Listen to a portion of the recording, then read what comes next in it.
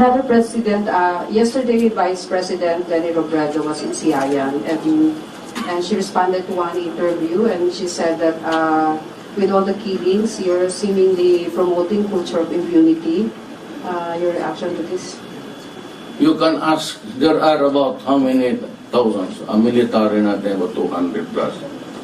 Ang police, mga 300. Magtanong ka ng isa kung may inutos ba ako, pagbarilin mo yung tao na nakaload, nakatali o sa likod. Magtanong ka, isa. Kung may magsabi sa iyo na yan ang sinabi ni Duterte, mag-resign ako. Mag-resign ako, bukas. Iharap mo yung sundalo o polis na sabi na, sabi ni Robredo. Kasi, kung sila ang presidente, ewan ko. Kung si Rojas, patay.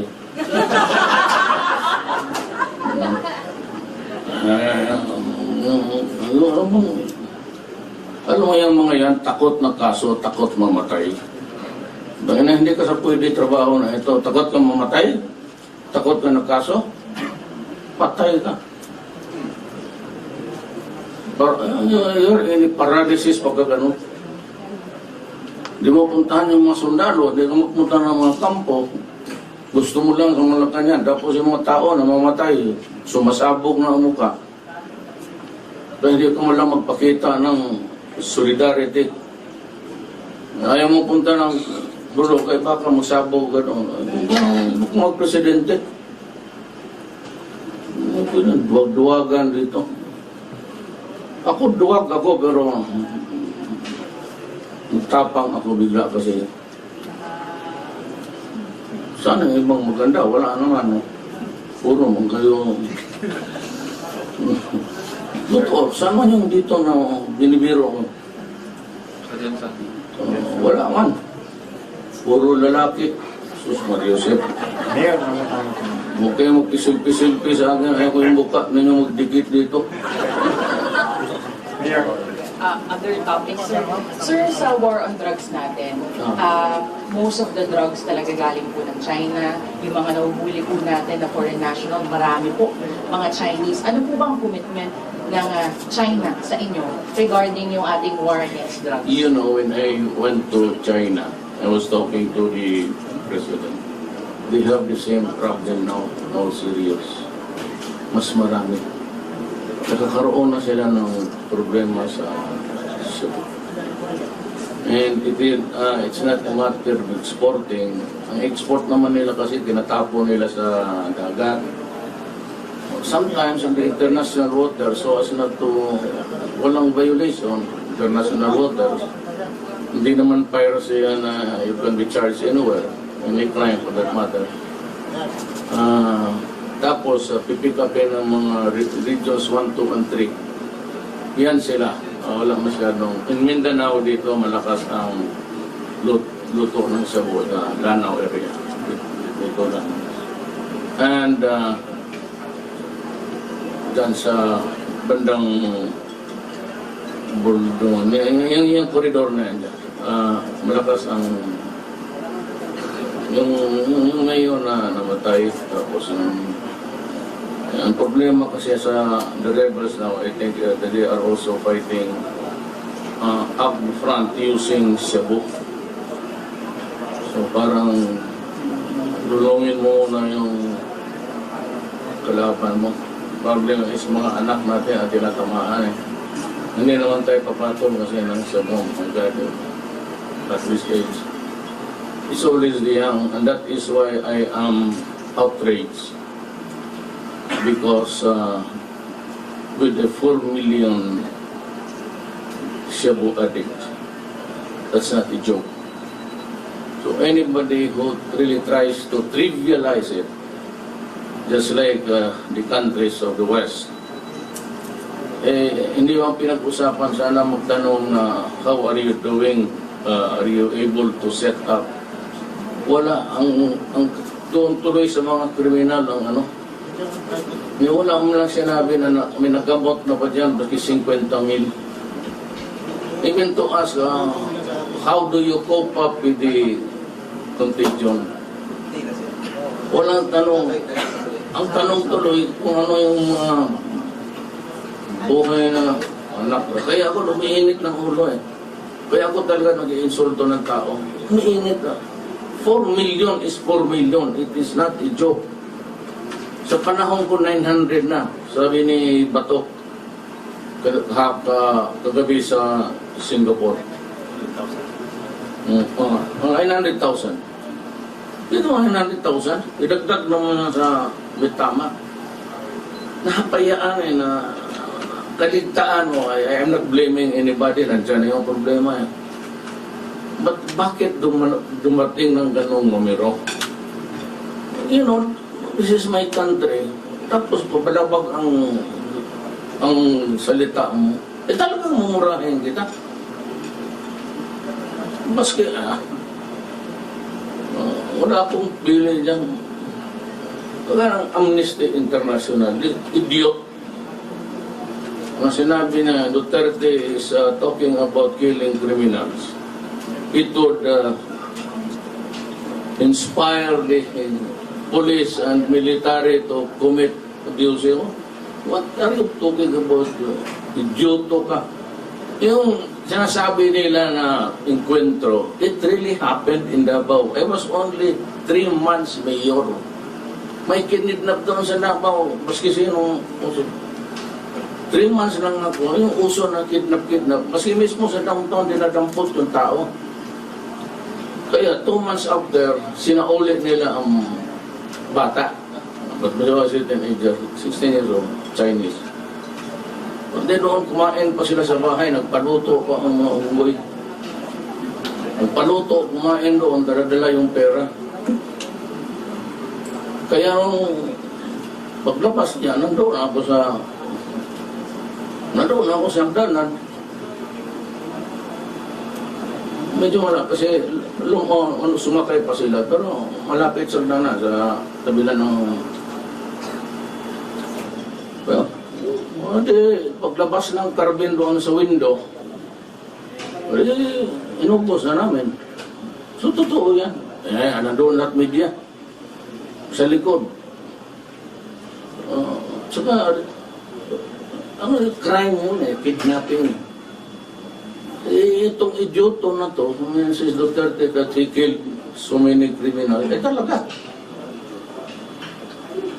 Ba't mo pahirapan ka po at tao mo?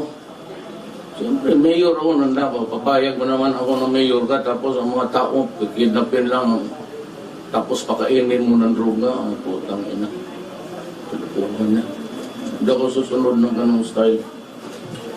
So, ang ayaw nila, sabi ko, huwag kayo, umalis kayo dito. Masama mo kaya kami. If you think that we are not behave civilized people, then go out of the Philippines. We don't need you. We don't need the aid. We will survive. Ano? Magkano bigay na? China is offering me 50 billion. Tingnan mo next year. Siya lang, yung 400 million. Kainin na ninyo yung dolyar ninyo. Yeah, Mr. President, I'm Gina Vitala, Philippine Daily Inquirer. First, gusto na tayo makuha yung reaction ninyo kasi you made mention about abrogation, the possible abrogation of the Yes. Visiting Forces Agreement. If that is how discourteous they are, you should let us. I do not want to have dealings with you. Pinipicture mo kami nang naghihintay lang ng patay gutom o di o. Sige, umalis kayo. Yun o, Visiting Forces Agreement 1. Tinuturuan nila sundalo ng Pilipino. Tangina mas mahusay kasi 10 times better than those mga talawan man niya. But President, they have a facility inside Western Mindanao Command. What will happen to that? They should go. I said, I will get the money. The AFP should not worry. I will produce the money to build the thing and much more. Wala pang connect, wala pang more strings attached. Wala ka pang marinig. Kapag ang salita mo, talagang mumurahin kita. Maski, wala akong pili dyan. Parang Amnesty International, idiot. Ang sinabi na Duterte is talking about killing criminals. It would inspire the police and military to commit abuse. What are you talking about? Idioto ka. Yung sinasabi nila na encuentro, it really happened in Davao. I was only 3 months mayor. May kinidnap doon sa Davao, maski sinong 3 months lang ako, yung uso na kidnap-kidnap, maski mismo sa downtown dinadampot yung tao. Kaya 2 months after, sinaulit nila ang bata. But he was a teenager, 16 years old, Chinese. Pagdi doon, kumain pa sila sa bahay, nagpaluto pa ang mga unggoy. Nagpaluto, kumain doon, daradala yung pera. Kaya nung paglabas niya, nandoon ako sa hagdanan. Medyo wala kasi sumakay pa sila. Pero mulang sa Malacanang, tapos yung mga tao na mamatay, sumasabog na ang mukha. Dahil hindi ko malang magpakita ng solidarity. Ayaw mo punta ng dulo, kaya baka magsabog gano'n. Kung mag-presidente, duwag-duwagan dito. Ako duwag ako pero tapang ako bigla kasi sana yung ibang maganda, wala naman. Puro mong kayo. Totoo, sama yung dito na binibiro ko. Wala man. Puro lalaki. Sus Maria Josep. Huwag kayo magpisil-pisil-pis sa akin. Ayaw ko yung buka ninyo magdikit dito. Other topics, sir. Sir, sa war on drugs natin, most of the drugs talaga galing po ng China. Yung mga nahuhuli po natin na foreign national, marami po, mga Chinese. Ano po bang commitment ng China sa inyo regarding yung ating war against drugs? You know, when I went to China, I was talking to the president. They have the same problem now, more serious. Mas marami. Nakakaroon na sila ng problema sa Cebu. And it is, Another president, yesterday Vice President Leni Robredo was in Siayan and she responded to one interview and she said that with all the killings, you're seemingly promoting culture of impunity. Your reaction to this? you can ask, there are about how many thousands? Ang military natin, about 200 plus. Ang police, mga 300. Magtanong ka ng isa kung may inutos ba ako na pagbarilin mo yung tao na nakaload, nakatali o sa lipon. Magtanong ka isa. Kung may magsabi sa iyo na yan ang sinabi ni Duterte, mag-resign ako. Mag-resign ako, bukas. Harap mo yung sundalo o polis na sabi na sabi ni Robredo. Kasi kung sila ang presidente, ewan ko. Kung si Rojas, patay.